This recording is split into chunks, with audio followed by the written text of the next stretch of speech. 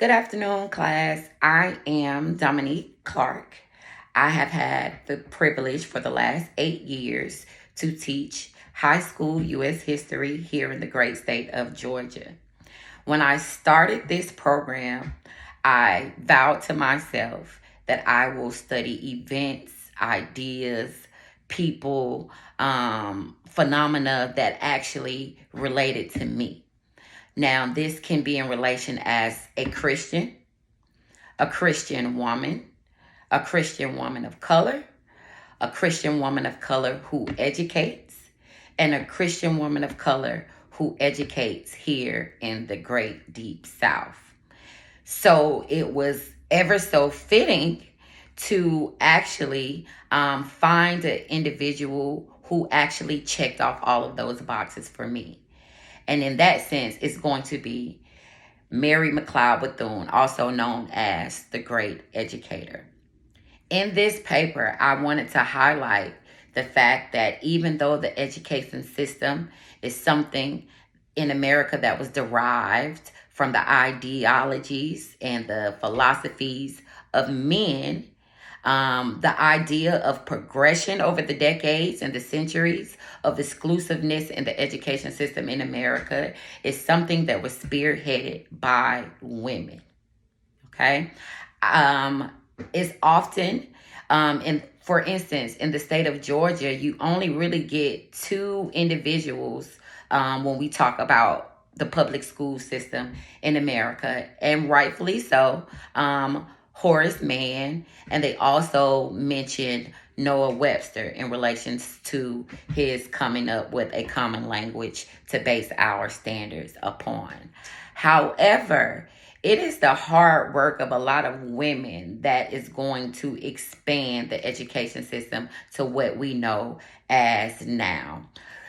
When I did this project or research, I wanted to make sure that I studied in depth the philosophies of Mary McLeod Bethune, especially her philosophy of the Christian education of the whole person.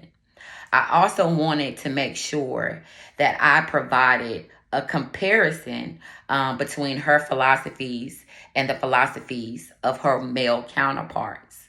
In this research, I realized or discovered that decades before a lot of these prominent men came up with their educational philosophies, their publications, it was people like Mary McLeod Bethune who were actually putting in the work. So even though she's not highlighted, even though she's not commercialized, even though she may not be in the forefront, it does not negate the fact that the work that she did in the background ensured that America will be closer to a perfect union. She wanted to make sure that collectively we all had an opportunity, and she wanted to make sure that we did not just educate one type of person. And she also wanted to make sure that she didn't educate one aspect of a person, but she wanted to make sure that we educated the whole person. The education of a whole person can help that person, once they leave your classroom, to go outside to be a great, outstanding citizen.